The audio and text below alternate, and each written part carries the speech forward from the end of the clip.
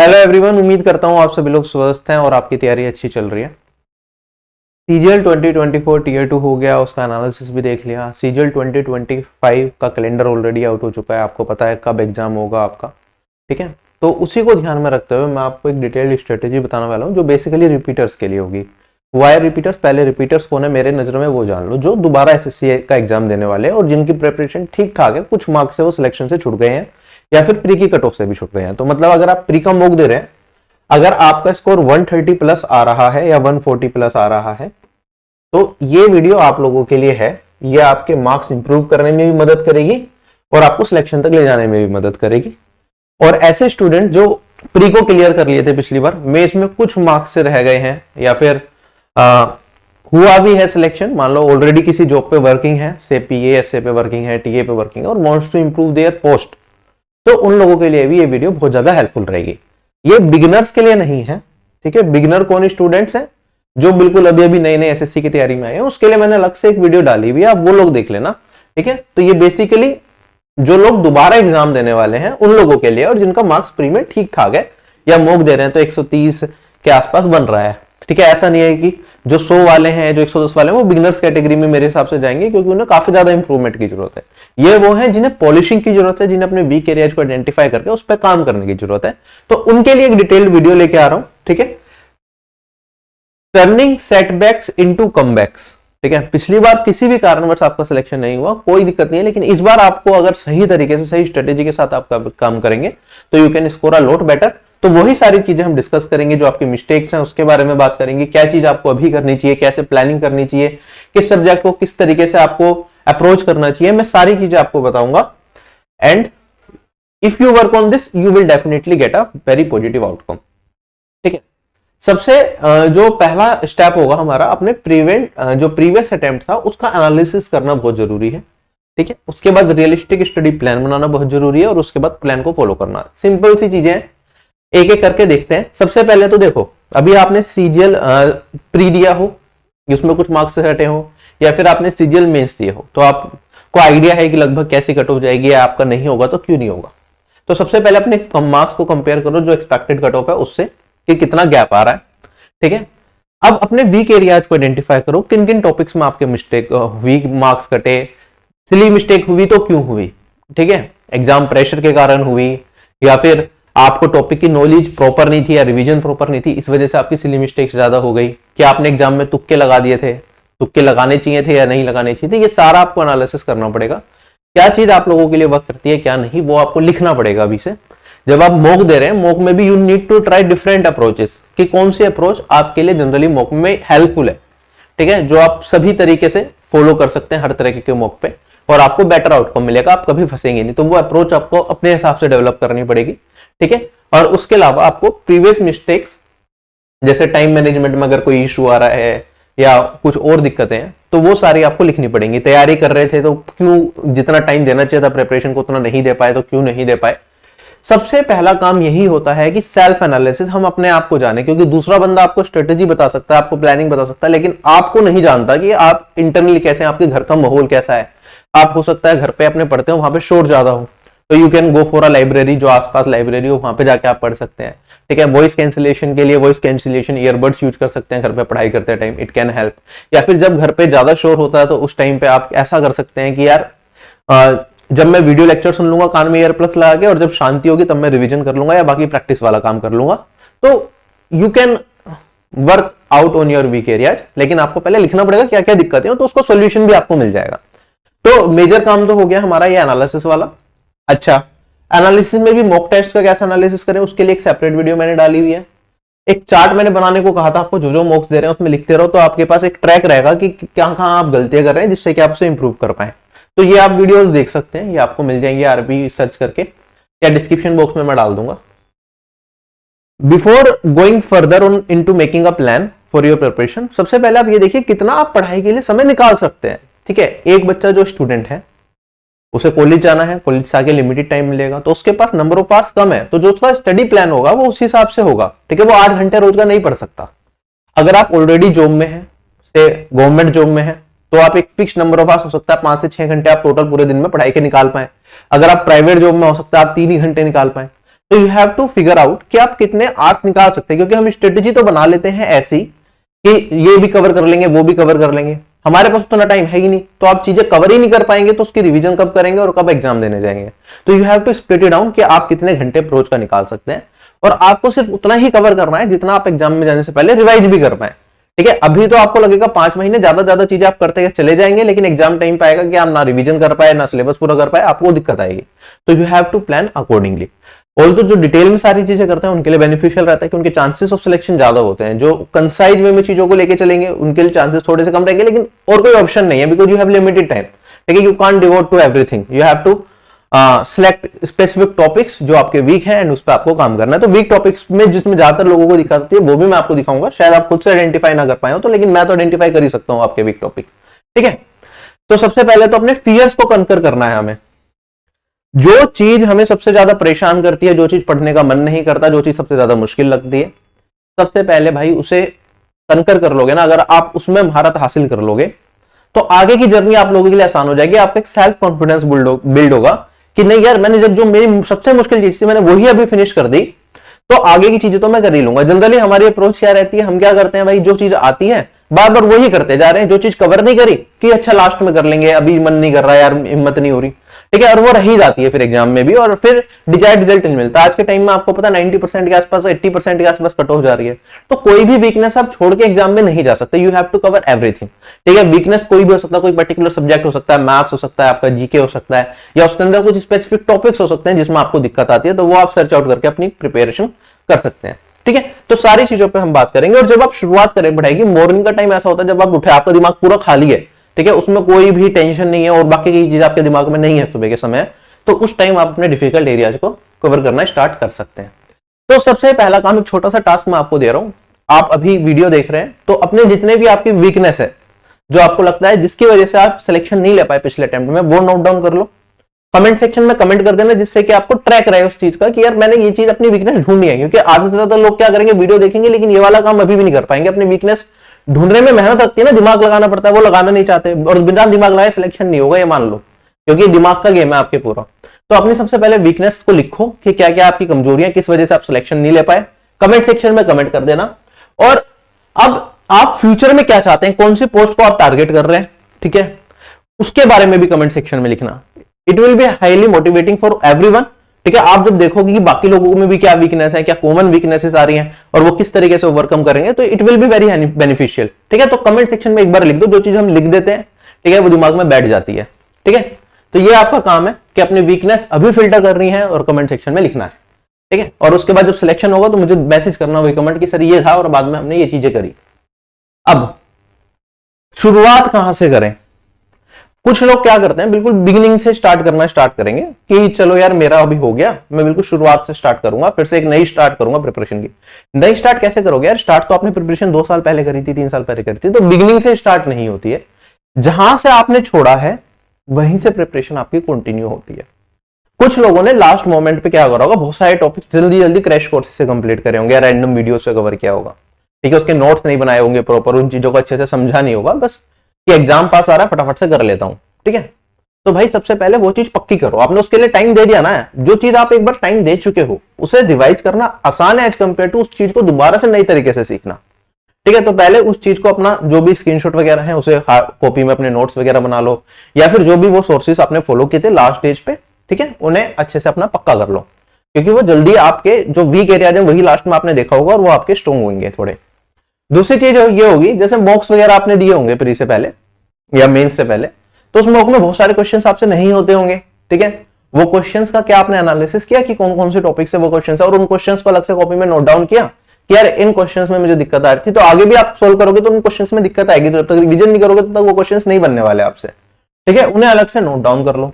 जहां जहां silly mistakes हुई है वो नोट डाउन कर लो कि मेरी मैं यहां गलतियां करता हूं। देखो हमारा पैटर्न फिक्स होता है, ठीक है, मेरे भी कुछ पैटर्न्स हैं जहां मैं गलतियां करता हूं, आपके भी कुछ पैटर्न्स होंगे जहां पे आप बार बार गलतियां करते हैं। कुछ लोग सिंपल कैलकुलेशन में बार बार रिपीटेटिव गलतियां कर देते हैं, या किसी का टेबल याद नहीं है तो उसमें रिपीटेटिव गलतियां हो रही हैं, या फिर कई बार डिजिट लिखने में कुछ गलतियां हो रही हैं। तो नोट करो कि मैं कहां गलतियां करता हूं, जिससे कि जब आप टेस्ट दें तो उन गलतियों को दोबारा एक बार गो थ्रू कर ले, क्या यही मिस्टेक तो मैं दोबारा नहीं कर रहा। जैसे क्वेश्चन की लास्ट लाइन में जनरली आपको देखा होता है, जैसे रेशियो में है ठीक है, तो उसके अंदर हमारे पास गलतियां कुछ इस तरह की हो सकती है। वाटर रेशियो मिल्क ऊपर दे रखा, लास्ट में मिल्क रेशियो वाटर पूछ लिया तो लास्ट लाइन ध्यान से नहीं पड़ी, या रेडियस डायमीटर हो गया। जनरली क्वेश्चन की मैथ्स के अंदर लास्ट लाइन जब हम ढंग से नहीं पढ़ते हैं तो उसमें गलती होने के चांसेस बढ़ जाते हैं। तो वो अपनी गलतियां जो उतनी भी सिली मिस्टेक्स हैं आपकी वो नोट डाउन कर लो, तो आप वहां से स्टार्ट कर पाएंगे जहां आपने छोड़ा है, ना कि बिल्कुल शुरुआत से लेके चलोगे। क्योंकि होगा कि बिल्कुल शुरुआत से लेके चलोगे, जहां मिस्टेक्स आपकी पहले रह गई थी अब आप फिर से वहीं उसी लूप में स्टक हो जाओगे। ठीक है, वही गलतियां आप दोबारा अगले एग्जाम में भी करोगे। जब तक अपनी गलतियां नहीं सुधारोगे तब तक आगे नहीं बढ़ पाएंगे। कुछ सजेशन मैं देता हूं, फिर इंडिविजुअली एक एक सब्जेक्ट की स्ट्रेटेजी पे हम जाएंगे। सबसे पहले देखो चीजें आपके पास, क्योंकि अभी टाइम है, इस टाइम पे कोई शॉर्टकट मत अपनाओ। जो टॉपिक्स आपके बचे हुए हैं उसे डिटेल्ड क्लासेस से कवर करो। ठीक है, अनकवर्ड टॉपिक्स, मान लो आपने क्या करा, आपका स्टैटिस्टिक्स कवर नहीं हुआ, ठीक है, अभी आपके पास टाइम है, डिटेल्ड क्लासेस है, पूरा अच्छे तरीके से उसे कवर करो। Don't use any shortcut this time. ठीक है, आपका मान लो मैथ्स में एक चैप्टर कवर नहीं है, अलजेब्रा आपने नहीं पढ़ रखा। ठीक है, अब एक तरीका हो सकता है कि अलजेब्रा का भाई 5 घंटे का 4 घंटे का क्रैश कोर्स देख लो, उससे कवर कर लो। ठीक है, एक तरीका हो सकता है कि भाई 18 घंटे का पूरा चैप्टर है, उसे बिल्कुल डिटेल में मैं कर लेता हूं, आगे तक भी दिक्कत ना है। अभी आपके पास टाइम है तो डिटेल क्लासेस को फॉलो करो, इस टाइम पे क्रैश कोर्सेज की तरफ मत जाओ।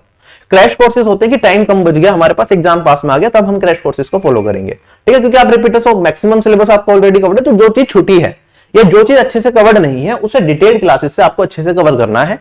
पहला टारगेट ये होगा, जब ये चीजें हो जाएंगी तब आप रिवीजन पे जाएंगे। अभी तो आपको जो अनफिनिश टॉपिक्स है सबसे पहले वो फिनिश करना है। दूसरा टारगेट है मॉक्स। ठीक है, तो मॉक्स में आपको जरूरी नहीं है आप अभी स्टार्ट करें। ठीक है, अभी के हिसाब से आप हो सकता है हफ्ते में 1 मॉक दें, 2 मॉक दें, 3 मॉक दें, डिपेंडिंग अपॉन आप कितना देना चाहते हैं, but it is not necessary. एक बार सिलेबस, क्योंकि आपके कुछ ही चीजें बची हुई, आप पहले वो कंप्लीट कर लीजिए, फिर मॉक देंगे तो और ज्यादा मजा आएगा, अच्छा स्कोर आएगा आपका। राइट, तो for the time being you can skip some mocks. ठीक है, हफ्ते में 1 दे लिया, 2 ले लिया, मतलब जिससे कि आपकी रेपिटेशन बनी रहे, और प्रिपरेशन अच्छी है तो डेली का 1 भी दे सकते हैं। It's up to you. Mock का ऐसा कोई अर्जेंट मैं अभी नहीं कह रहा, लेकिन 1 महीने के बाद तो आप डेली बेसिस पे देना स्टार्ट कर देना मॉक। ठीक है, क्योंकि आप रिपीटर्स ऑलरेडी चीजें आपने कवर है। सभी सब्जेक्ट्स को टाइम देना। अब देखो दिक्कत क्या हो रही है, जैसे मेंस हो गया, अब इस बार जीके थोड़ा टफ पूछ लिया। अगर 2023 का पेपर देखो कि क्या जीके उसमें टफ था, नहीं था, उसमें इजी जीके था। 2022 का पेपर देख लो, उसमें क्या जीके टफ था, नहीं था, इजी जीके था। तो आप ये समझ के चलिए कि एक पेपर को देख के अपना डिसीजन मत बनाइए कि यार मेरा ये सब्जेक्ट वीक है और मुझे मैक्सिमम एफर्ट इसी पे लगाने हैं। ठीक है, आपको सारे सब्जेक्ट्स देखने पड़ेंगे, सभी सब्जेक्ट्स में आपको अच्छा करना है, तब जाके आप सिलेक्शन तक पहुंचेंगे। तो आपको जीके में हालांकि आपको सबसे ज्यादा टाइम देना पड़ेगा अगर आपने जीके नहीं पढ़ा है, क्योंकि it is a very vast subject, it will take time. But आपको बाकी सेक्शंस भी साथ में पैरेलली लेके चलने हैं कि बाकी सेक्शंस में तो आप औरों से बेहतर कर रहे हो या नहीं कर रहे हो। ठीक है, तो टाइम सभी सब्जेक्ट्स को देना है, और एक एग्जाम के बेसिस पे एनालिसिस नहीं होता। जब भी हम एनालिसिस करने की बात करते हैं कि भाई किस सब्जेक्ट को कैसे आपको प्रिपेयर करना चाहिए, उसमें 4 से 5 साल के पेपर्स देखो कि क्या पैटर्न चलता हुआ आ रहा है। ठीक है, वो अगर एक एग्जाम भी देख रहे हो तो एक पूरे ईयर का एग्जाम देखो। मान लो आप सीजीएल के पेपर से कंपेयर कर रहे हो तो आप ये भी तो देखो ना, सीएचएसएल का पेपर हुआ था अभी मेंस का, उसका लेवल कैसा था, क्या उसमें भी रेपिटेड क्वेश्चंस पूछे गए थे, या फिर और एग्जाम जो एसएससी के हुए, प्री के हुए, सीजीएल 2024 प्री, सीएचएसएल प्री, ठीक है, उनके क्वेश्चंस को भी कंपेयर करो। ठीक है, तो इस तरीके से हम एक बेटर प्लान बना पाते हैं। अगर आप एक एग्जाम को देखोगे यार इस बार डिफिकल्ट आ गया, तो क्या अगली बार डिफिकल्ट आएगा, कोई गारंटी है इस चीज की? नहीं है। मैथ्स इस बार इजी आ गया, अगली बार क्या इजी आएगा, कोई गारंटी है? नहीं है। लेकिन अगर 3-4 साल से लगभग इजियर साइड चल रहा है तो you don't need to go very much into very hard questions and all. ठीक है, तो एक मॉडरेट लेवल तक की आप प्रिपरेशन कर सकते हैं, जो एग्जाम का लेवल उससे एक लेवल आप, लेकिन वो एवरेज पे डिसाइड होगा ना कि एक पर्टिकुलर एग्जाम के पर्टिकुलर आउटकम पे। ठीक है, मल्टीपल कोर्सेज अवॉइड करने हैं भाई। आपने अगर मैथ मुझसे पढ़ लिया है, किसी और से पढ़ लिया, आपने एक बार डिटेल में पढ़ लिया, तो आपको किसी और टीचर से दोबारा पढ़ने की जरूरत नहीं। You will and up wasting your time only. जो चीजें पढ़ाई गई हैं उसका रिवीजन करो, प्रीवियस ईयर क्वेश्चन सोल्व करो, मॉक्स तो दैट्स इट। ठीक है, अगर आपके पास बुक भी है तो मल्टीपल बुक्स आज के टाइम पे लेने की जरूरत नहीं होती है। ठीक है, एक बुक जो भी आपने ले रखी है उसी के क्वेश्चंस आपने प्रैक्टिस करे होंगे, उसके अच्छे क्वेश्चंस दोबारा से प्रैक्टिस करने हैं। ठीक है, एक अलग से आपको अगर क्वेश्चन सोल्व करने हैं तो लेटेस्ट एग्जाम के बेस्ट क्वेश्चंस के प्रोवाइड किए जाते हैं आपको। मैंने वीडियो सोल्यूशन भी दिया है, उनकी पीडीएफ भी दिया आपको टेलीग्राम पे, तो वो एक बार आप अच्छे से सोल्व कर लो, डेट आपका काम हो जाएगा वहां पे। ठीक है, तो ज्यादा बुक्स लेने की जरूरत नहीं है कि एक सब्जेक्ट की 3-3, 4-4 बुक्स से कवर कर रहे हैं। You don't need to do that. सबसे ज्यादा इंपॉर्टेंट होगी क्लास में जो चीजें कराई गई, उसके बाद पीवाईक्यूज। ठीक है, लर्न वही करो जो तुम रिवाइज कर सको। ठीक है, अभी ये नहीं कि जिनकी प्रिपरेशन कम है, ठीक है, वो क्या सोचेंगे मैं सब कुछ ही कर लूंगा, ये सब कर लूंगा।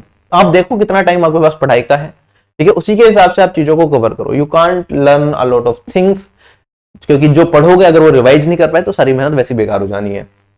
ठीक है। अगर कैलकुलेशन भी है तो 30 मिनट डेली का आप कैलकुलेशन के लिए दे सकते हैं। 10 से 15 दिन भी देंगे तो आपकी कैलकुलेशन काफी बढ़िया हो जाएगी। कैलकुलेशन के लिए एक डिटेल वीडियो मैंने डाली हुई है 3.5 घंटे की, एक अभी डिवीजन की भी डाली थी, बाकी और भी कुछ वीडियो मैं लेके आऊंगा इन फ्यूचर। बट अपने calculation, basic calculation, multiplication, division, addition, subtraction वो अच्छी रखिए, ठीक है। अब मुझे ये बताइए कि देखो सीजीएल, अगर आप रिपीटर हो ऐसे जो अभी सीजीएल मेंस लिख के आए हैं, ठीक है, क्या आपने अभी तक अपना डिटेल्ड स्टडी प्लान बना लिया अगले 4 से 5 महीने का, किस तरीके से आप प्रिपरेशन करेंगे, या आपके टारगेट्स बना लिए? मंथली टारगेट, 4 मंथ का टारगेट क्या होगा, 1 महीने का टारगेट क्या होगा, 1 हफ्ते का टारगेट क्या होगा? क्या आपने इस तरीके से अपने सिलेबस को स्प्लिट करके टारगेट्स बनाए हैं या नहीं बनाए? अगर नहीं बनाए तो आप गलती कर रहे हैं, क्योंकि टाइम तो रेत की तरह फिसल जाएगा हाथ से, एग्जाम पास आ जाएगा और जो आउटकम पिछली बार आया वही सेम रिपीट भी हो जाएगा, ठीक है। क्योंकि सिलेक्शन चुनिंदा लोगों को होना, और चुनिंदा लोग ही ऐसे हैं जो खुद से अपना प्लान बना पाते हैं, ठीक है, खुद से उसे इंप्लीमेंट कर पाते हैं, नंबर ऑफ आवर्स जो एक्सपेक्ट करते हैं वो कर पाते हैं। अगर आपके पेपर में 4 महीने हैं या 5 महीने, तो 1 महीना कम ही मान के चलना, उससे 1 महीने कम का ही प्लान बनाना अपना, सो डेट कि क्योंकि अगर आप चीजों को टाइमली कवर नहीं कर पाते तो आप उस रिमेनिंग पीरियड में उसे कवर कर पाए, ठीक है। तो इस तरीके से आप देखिए, प्रीवियस ईयर पेपर्स को देखिए किस तरह के क्वेश्चंस पूछे गए थे, ठीक है, और उनका एनालिसिस कीजिए। हम सब्जेक्ट वाइज चलते हैं। मैथ्स की आपकी क्या स्ट्रेटेजी हो सकती है, ठीक है। सबसे पहला तो आपने मुझसे पढ़ा है तो मेरे, किसी और टीचर से पढ़ा है तो उसके, जो भी क्लास में क्वेश्चंस कराए गए हैं उनके चैप्टर वाइज क्वेश्चंस के सॉल्यूशन खुद से करिए। क्वेश्चंस की पीडीएफ अलग कर दीजिए, रफ कॉपी लेके बैठ जाए, सारे क्वेश्चंस खुद से सोल्व कीजिए, ठीक है। जो ना होते रहे वो मार्क करते रहिए, ठीक है। तो एक बार कंप्लीट रिवीजन इस तरीके से आपको चैप्टर बाय चैप्टर करना है। डेली का आप आधा चैप्टर कर सकते हैं अगर मैथ्स वीक है, अगर ठीक ठाक है तो एक चैप्टर भी, डिपेंडिंग अपन कितने क्वेश्चंस करना चाहें। तो आप यहाँ पे लगभग मेरे ख्याल से 70-80 भी क्वेश्चंस भी कर लेंगे चैप्टर वाइज, तो वो भी बहुत है, ठीक है। एक दिन में डिपेंड 1 से 2 घंटे के अंदर आप इतना काम कर सकते हैं, ठीक है। ऐसे आप कंटिन्यू करेंगे। जब चैप्टर कंप्लीट हो गया तो उस चैप्टर के क्वेश्चंस की प्रैक्टिस कहां से कर सकते हैं? प्रीवियस ईयर से, या फिर जैसे हम मैथ्स में देते हैं कि एक डिटेल कोर्स है और एक के बाद टीयर 2 बैच रहता है, तो टीयर 2 वाले क्वेश्चन अलग से प्रैक्टिस कर लिए, ठीक है। डिटेल कोर्स में even tier 1 plus tier 2 complete preparation होती है, लेकिन वो अलग से प्रैक्टिस के लिए आपको एक सेगमेंट मिल गया कि हाँ एक जगह से चीजें कवर करी और दूसरी जगह से प्रैक्टिस के लिए कर लिया। या फिर आप प्रीवियस ईयर क्वेश्चंस प्रैक्टिस कर सकते हैं, लेकिन प्रीवियस ईयर में भी वो जिनका लेवल ठीक हो। ऐसा नहीं कि बिल्कुल बेसिक क्वेश्चंस पे लगे रहे, किरण की बुक या किसी और पब्लिकेशन की बुक आप लेके बैठ गए और उसमें 1000 क्वेश्चन है, एक पर्टिकुलर टॉपिक के 1000 क्वेश्चन लगाने बैठ गए। इतना टाइम नहीं है यार आपके पास, इतना टाइम दिक्कत करेगा आपको। एक टॉपिक के number of question should be limited, 200 question जिसमें हर एक टाइप कवर्ड हो, इतना ही प्रैक्टिस करना है, इससे ज्यादा नहीं जाना है, ठीक है। उसके बाद तो आप मॉक देंगे, पीवाईक्यू करेंगे, मतलब पीवाईक्यू मॉक्स देंगे या नॉर्मल मॉक्स देंगे, तो उसमें कवर चीजें होती रहेंगी। तो एक चैप्टर के लिमिटेड नंबर ऑफ क्वेश्चंस करने हैं, ठीक है। उस जमाने पे मत जाइए कि एक ही चैप्टर के 1000 क्वेश्चंस में लगे हुए, 2000 क्वेश्चन एक ही चैप्टर के कर रहे हैं, तो इस तरह के तो कभी सिलेबस ही कंप्लीट नहीं हो पाएगा आपका, ठीक है। एक और जो क्वेश्चंस होने चाहिए उनका लेवल ठीक होना चाहिए, ऐसा नहीं बिल्कुल बेसिक क्वेश्चंस ही प्रैक्टिस कर रहे हो, ठीक है। और एक 25 क्वेश्चन का मिक्स सेट आप लगा सकते हैं, जिससे कि हर एक चैप्टर के थोड़ा थोड़ा आपके दिमाग में आता रहे। हफ्ते के एंड में जो भी आपने मॉक्स अगर दिए हैं, सेक्शनल मॉक्स दिए, उनके अच्छे क्वेश्चंस फिर से सोल्व करिए, ठीक है। जो चैप्टर्स आपने सोल्व करे उनके अच्छे क्वेश्चन जो मिलेंगे वो फिर से आपको सोल्व करना है, संडे वाले दिन लेके बैठ जाइए, ठीक है। और जो फॉर्मूलाज है, एडवांस मैथ्स के फॉर्मूला हो गए या बाकी सारे फॉर्मूला हो गए, उन्हें एक बार रिवाइज कर लेना अच्छे तरीके से, ठीक है। कई बार फॉर्मूला रिवाइज नहीं हो पाते हमारे, इस वजह से चीजें रहती हैं। और ये कब बताया मैंने? जब आपका सिलेबस कवर हो चुका है, ठीक है। जब आपने जो वीक टॉपिक्स हैं वो भी कवर कर लिया, then you will follow this strategy, जो जनरली हम कहते हैं रिपीटर्स का प्लान होना चाहिए तैयारी करने का। अब वीक टॉपिक्स मैथ्स में किन किन टॉपिक्स पे बच्चों को दिक्कत आती है? एक तो इलेक्शन का टॉपिक आ गया, उसमें थोड़ा घुमा फिरा के ज्यादा क्वेश्चन बना दे तो दिक्कत आ जाती है, ठीक है। एक वेन डायग्राम बेस्ड क्वेश्चन जो होते हैं, ठीक है, इस तरीके के, ठीक है, उसमें कई बार अगर घुमा के क्वेश्चन पूछ लिया जाए तो उसमें दिक्कत आ जाती है। एक मिक्सचर में रिप्लेसमेंट वाले क्वेश्चन काफी एस्पिरेंट्स का वीक टॉपिक रहता है। पार्टनरशिप में एक्टिव पार्टनर्स वाले जो क्वेश्चन होते हैं, एक्टिव पार्टनर्स, उसमें कई बार एस्पिरेंट्स दिक्कत महसूस करते हैं। रेस के अंदर linear and circular race, simple interest and compound interest में स्पेसिफिकली इंस्टॉलमेंट वाले क्वेश्चंस, उसमें दिक्कत रहती है। हायर ट्रिग्नोमेट्री जिसमें बहुत सारे एक्स्ट्रा फॉर्मूलाज आपको याद करने पड़ते हैं, उसमें दिक्कत रहती है। और मेंसुरेशन में फिगर के अंदर फिगर डाल दो या फिगर कटिंग वाले जो क्वेश्चंस होते हैं उसमें थोड़ी दिक्कत रहती है। बाकी अलजेब्रा, ट्रिग्नोमेट्री, ज्योमेट्री, मेंसुरेशन में जो जनरल फॉर्मूला बेस्ड चीजें हैं या फॉर्मूलाज अगर अच्छे से याद हैं तो आपको ज्यादा दिक्कत नहीं रहती। तो ये सारे टॉपिक्स हैं, आपका इनमें से कोई ना कोई टॉपिक मुझे लगता है कि वीक होगा, तो ये टॉपिक्स आप पहले अच्छे से तरीके से कवर कर दीजिए। आपके पास कोर्स है तो कोर्स की वीडियो से करिए, वरना यूट्यूब पे सर्च करिए, आपको टॉपिक्स की वीडियो मिल जाएंगे, वहां से आप कवर कीजिए, ठीक है। उसके बाद लेटेस्ट एग्जाम के बेस्ट क्वेश्चंस, टॉप 50 क्वेश्चंस करके मैंने प्लेलिस्ट बना रखी है, वो आप देख सकते हैं। अब आती है जीके के ऊपर। देखो जीके में सबसे बड़ी गलती लोग क्या करते हैं, लगातार वीडियोस पे वीडियोस देखे जा रहे हैं, वीडियोस पे वीडियोस देखे जा रहे हैं, एग्जाम में एक सवाल बनता नहीं है उनसे। फिर क्यों नहीं बनता भाई? जो वीडियो देखी उसको कुछ याद तो है ही नहीं, वीडियो तो फटाफट से देख ली, कई बार तो वीडियो भी स्पीड बढ़ा के देख ली, 1 घंटे की वीडियो 2x स्पीड पे आधे घंटे में खत्म कर दी। भाई उस वीडियो के अंदर इतना कंटेंट था, उसे याद कौन करेगा? आपको याद हो गया क्या? वहां मान लो वहां पे कोई फॉर्मूला लिखा है H2SO4, ठीक है, तो ये किस चीज का फॉर्मूला है, क्या है इसके अंदर चीजें, वो याद हो जाएंगे क्या आपको फॉर्मूला वगैरह सब? नहीं, you have to memorise everything. जितना भी पढ़ो जीके में, जब तक आपने मान लो आज एक क्लास करी, जब तक वो क्लास याद ना हो जाए, आप बैठ के उसे वर्ड बाय वर्ड याद ना कर लो, तब तक आगे मत बढ़ो, वरना टाइम वेस्ट है, वो आप पिछली वाली क्लास भूल ही जाओगे। और याद करना भी काफी नहीं है उसका, फिर टाइम टू टाइम रिवीजन करोगे तभी यूजफुल होगा। तो जीके में भी कुछ लोग तो खाली पीवाईक्यू लेके बैठ जाते हैं, पीवाईक्यू से याद करेंगे। भाई आप टाइम वेस्ट कर रहे हो अपना पीवाईक्यू करने में, ठीक है। एक बार चीजों को आपने डिटेल में सिक्वेंशियली पढ़ लिया, पीवाईक्यूज तो अपने आप बनेंगे, लेकिन अगर आप सिक्वेंशियली नहीं पढ़ रहे, सिर्फ पीवाईक्यू कर रहे हो, तो क्वेश्चन एग्जाम में नहीं बनेंगे खाली। तो सबसे पहले सिक्वेंशियली जो भी आपको टीचर्स ने पढ़ाया है वो भी एक स्ट्रक्चर्ड वे में पूरा डिटेल में अच्छे तरीके से कवर कीजिए।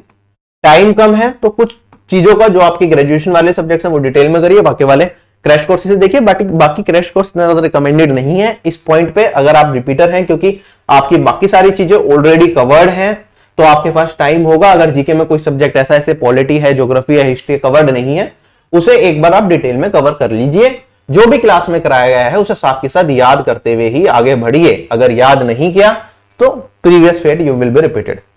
इतना हो गया। अब ये चीज हमें सारे सब्जेक्ट्स में करनी है, ठीक है। इवन स्टैटिक भी अच्छे से याद करना है, हिस्ट्री, ज्योग्राफी, पॉलिटी, इकोनॉमिक्स, ये सब कर लिया, अच्छे से याद कर लिया। एक एक चीज हमें जो भी क्लास में नोट्स हैं वो सारे अच्छे से दिमाग में फिट हो गए।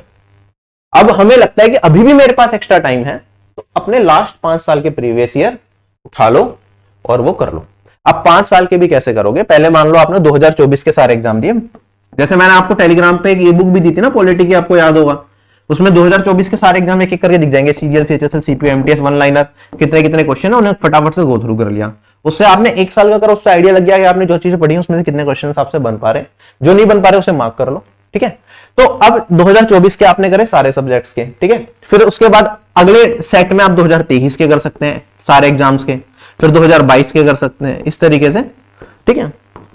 तो वो सारी की सारी चीजें आप एक एक करके सिक्वेंशियली कवर करते हैं। जरूरी नहीं एक सब्जेक्ट लिया उसके 5 साल के एक साथ ही करेंगे।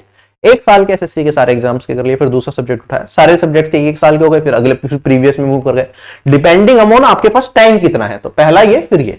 रैंडम वीडियो मत देखिए, ठीक है, उससे आपको कुछ मिलने वाला नहीं है, उससे कुछ बेनिफिट नहीं होने वाला, आपका सिर्फ टाइम वेस्ट होगा। करंट अफेयर्स पूछते हैं भाई, करंट अफेयर्स की वेटेज कम रहती है जनरली। टीयर 1 में भी 25 क्वेश्चन आते हैं सीजीएल में, टीयर 2 में भी 25 आते हैं। करंट अफेयर्स के लगभग 4 क्वेश्चन प्री में और 4 क्वेश्चन ही मेंस में आते हैं, ठीक है। जो एसएससी करंट अफेयर्स पूछ रहा है, जो अभी का ट्रेंड चल रहा है, वो लगभग पिछले 1 से 1.5 साल का पूछता है। मतलब मान लो आपका एग्जामिनेशन, जैसे अभी ये सीजीएल मेंस का ही पेपर दिखा रहा हूं मैं आपको, 2024 टीयर 2 का। इसमें 2 शिफ्ट में पेपर हुआ था, आपके 8 क्वेश्चन थे, तो 4 क्वेश्चन पर शिफ्ट हो गए। अब पेपर आपका कब हुआ था? पेपर हुआ था आपका, क्या कहते हैं, जनवरी 2025, है ना, 18 और 20 तारीख में। क्वेश्चंस कब के पूछे एसएससी ने? जनवरी 2023 से जनवरी 2024 के बीच में जनरली पूछे, मतलब पिछले 8-10 महीने के तो पूछ ही नहीं रहा, उससे पुराने करंट अफेयर्स के क्वेश्चंस पूछे जा रहे हैं। तो अगर आप सीजीएल 2025 को टारगेट कर रहे हैं, तो मान के चलिए आपके लिए जो करंट अफेयर्स इंपॉर्टेंट होंगे वो 2024 के जो पूरे साल के करंट अफेयर्स हैं वो ज्यादा इंपॉर्टेंट होंगे। उसके लिए complete video top 500 current affairs की भी सर ने ला रखी है, वो आप चैनल पे देख सकते हैं। और ई बुक 2024 की और 23 की कंबाइल करके दे रखे हैं, बाकी इसे अपडेट कर देंगे 24 और आगे के लिए, वो तो आपके एग्जाम से पहले आएगी। लेकिन फिलहाल के लिए आप 2024 के करंट अफेयर्स, जैन टू दिसंबर 2024 के करंट अफेयर्स होंगे, वो आपके लिए सबसे ज्यादा इंपॉर्टेंट रहेंगे, ना कि 2025 के। अब इसमें भी देखो जो क्वेश्चंस हैं, आप ध्यान से देखिए 8 क्वेश्चंस। इसके अंदर जो करंट अफेयर्स है, ऐसे सीएचएसएल में भी ये चीज हुई थी, जनवरी 2024, जुलाई 2023, 2023, ये 2020 का भी पूछ लिया। लेकिन जब स्कीम से रिलेटेड क्वेश्चन आता है ना, तो भाई स्कीम तो वही रहती है, स्कीम बदलती नहीं है। तो आप इसे स्टैटिक में इंक्लूड कर लो या फिर जैसे भी कर लो, स्कीम तो आपको सारी कवर करनी पड़ेगी, ठीक है। तो वो 15 की भी करनी है, 16 की भी, 18 की भी, तो वो तो सारे करने ही होते हैं, ठीक है। उसके अलावा जैसे यहाँ पे क्वेश्चन है, फिर से ये 2023 का स्कीम से रिलेटेड क्वेश्चन आ गया, जनवरी 2024 का क्वेश्चन आ गया। समझ रहे हो, ये भारतमाला प्रोजेक्ट काफी पुराना है, ठीक है, तो ये नॉर्मल स्टैटिक में भी कह सकते हैं, वरना स्कीम का क्वेश्चन कहीं का भी आ सकता है। तो आप ये चीज समझ के चलिए कि आपको जो करंट अफेयर्स करने हैं जनवरी 2023 से जनवरी 2024 के पूछे, मतलब एक साल पुराने, तो इस बार भी 2024 के जो करंट अफेयर्स होंगे जनवरी टू दिसंबर सबसे इंपॉर्टेंट होंगे। बाकी 2023 के भी पूछ सकता है, 2023 के एंड के या जुलाई के, यही पैटर्न एसएससी फॉलो कर रहा है। जब एग्जाम है आपको उसके 6 महीने पीछे के छोड़ दो, उसके बाद आप पिछले 1.5 साल के जाओ, बट इट कैन चेंज। तो करंट अफेयर्स का ये है, ज्यादा टाइम इस पे नहीं देना है, प्री के लिए तो खासतौर पर करंट अफेयर्स पे ज्यादा ध्यान नहीं देना, मेंस के टाइम पे आपको अच्छे से करना पड़ेगा। ठीक है, रीजनिंग पे अगर मैं आता हूं तो रीजनिंग पे आपको चैप्टर वाइज क्लास क्वेश्चंस तो करने हैं, लेकिन खाली वीक टॉपिक्स पे ज्यादा ध्यान दीजिए अपना। ठीक है, जो टॉपिक्स में जनरली दिक्कत आती है, मैं टॉपिक्स आपको दिखाता हूं, जैसे कोडिंग डिकोडिंग हो गया, सीरीज, एनालॉजी, पजल्स और statement assumption, statement conclusion, cause and effect and all. ये तो टियर 2 में आएंगे, बाकी सारे टियर 1 में भी आ सकते हैं।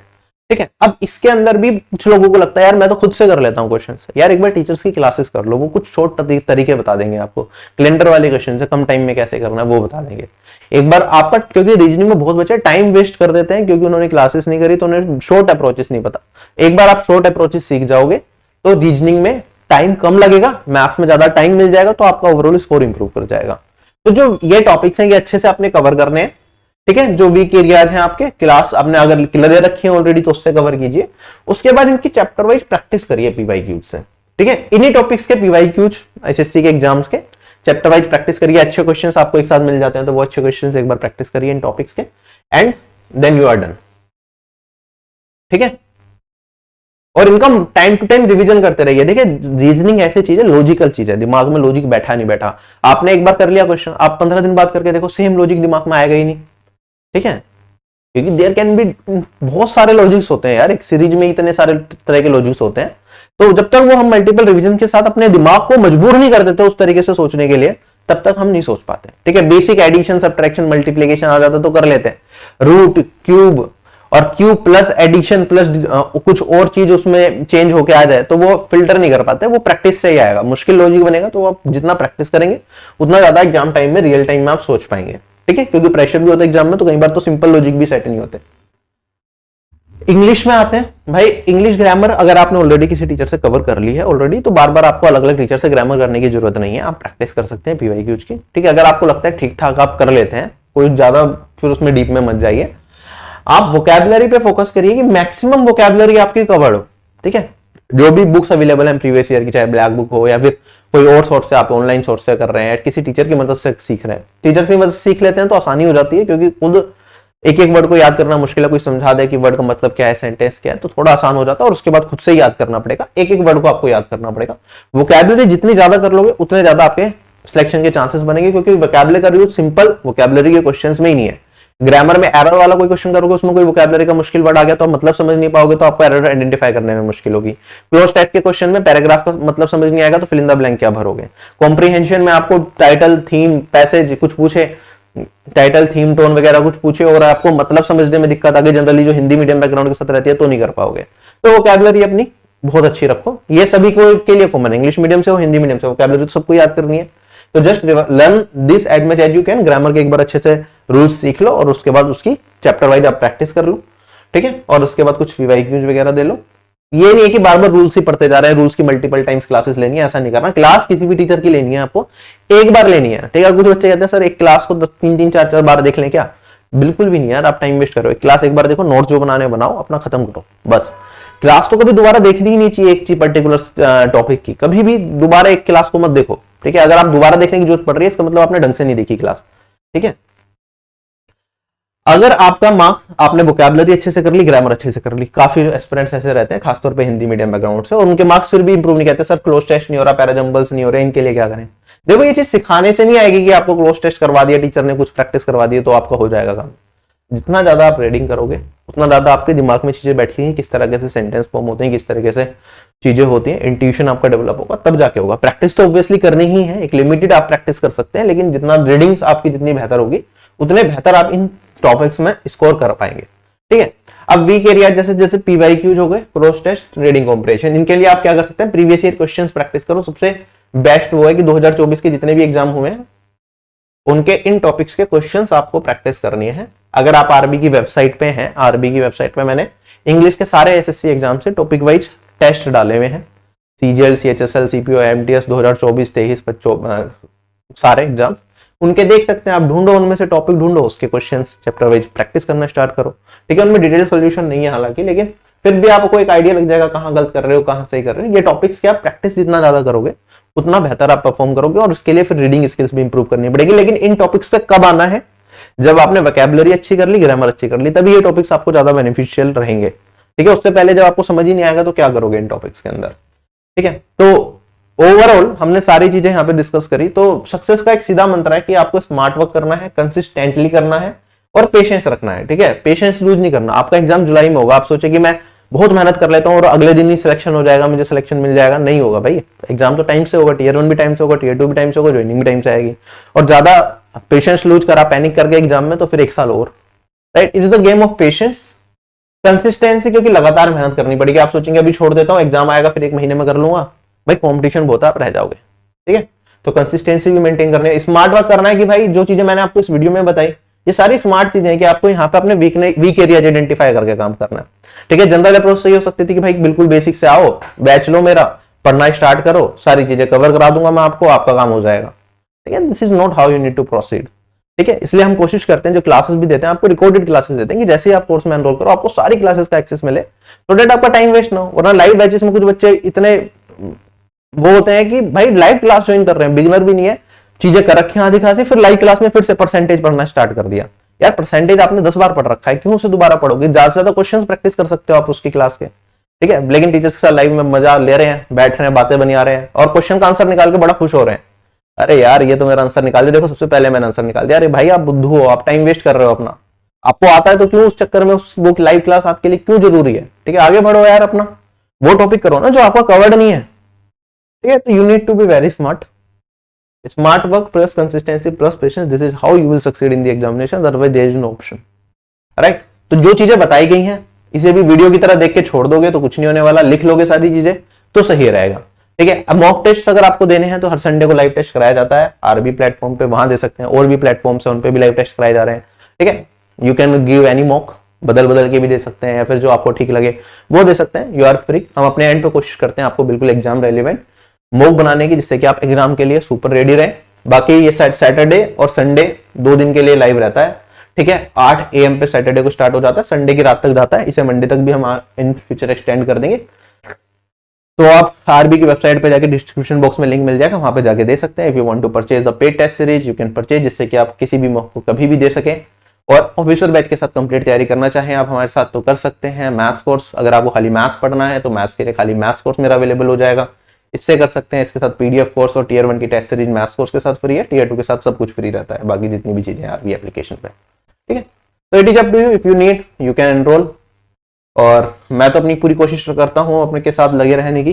ठीक है, आप चाहे यूट्यूब पे पढ़ रहे हैं चाहे एप्लीकेशन पे पढ़ रहे हैं, ठीक है, लेकिन take a smart decision, don't waste your time is the most precious thing. ठीक है, अगर ज्यादा टाइम इधर उधर वेस्ट कर देंगे, सोचने में वेस्ट कर देंगे तो फिर कुछ नहीं होना। You need to act right now, make a plan, start working on it. Social media से दूर हटो। ठीक है, जितने ज्यादा लोगों से आप कनेक्टेड रहोगे ना उतनी ज्यादा आपके साथ दिक्कत रहेगी, उतनी ज्यादा डिस्टर्बेंस रहेगी। अब मान लो आपने 10 टीचर को फॉलो कर रखा है एक पर्टिकुलर चीज के लिए, ठीक है, मान लो कोई एग्जाम से रिलेटेड इन्फॉर्मेशन मैंने भी बना दी, उस टीचर ने भी बना दी, उस टीचर ने भी बना दी, सबने वीडियो बना दी, आप सबकी देख के टाइम वेस्ट करोगे ना अपना। आपको लग रहा है आप पढ़ाई कर रहे हैं लेकिन आप अपना टाइम वेस्ट कर रहे हैं।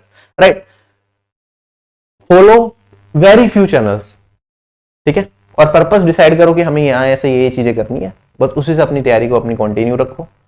कोशिश करो जहां से आप पढ़ाई कर रहे हैं कम से कम डिस्ट्रैक्शंस हो आपके पास। अगर आप एक जगह से पढ़ाई कर रहे हैं और डिस्ट्रैक्शंस उसमें बहुत ज्यादा आ रही हैं आपके साथ और रैंडम चीजें आपको बहुत ज्यादा मिल रही हैं जो आपको पढ़ाई से हटा के कहीं और लेके जा रही हैं, तो अगेन हमारा माइंड बहुत फ्रेगाइल है।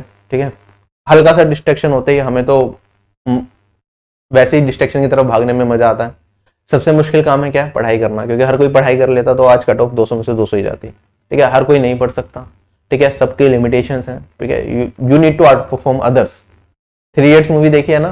ठीक है, दोस्त फेल हो जाए तो दुख होता है, लेकिन दोस्त टॉप कर जाए तो और ज्यादा दुख होता है। अगर आप 2 स्टूडेंट्स हो, ठीक है, साथ में पढ़ रहे हो, एक केस ये हो सकता है कि भाई आप में से एक का सिलेक्शन हो गया, एक का नहीं हुआ, दुख होगा। जिसका नहीं हुआ उसे काफी।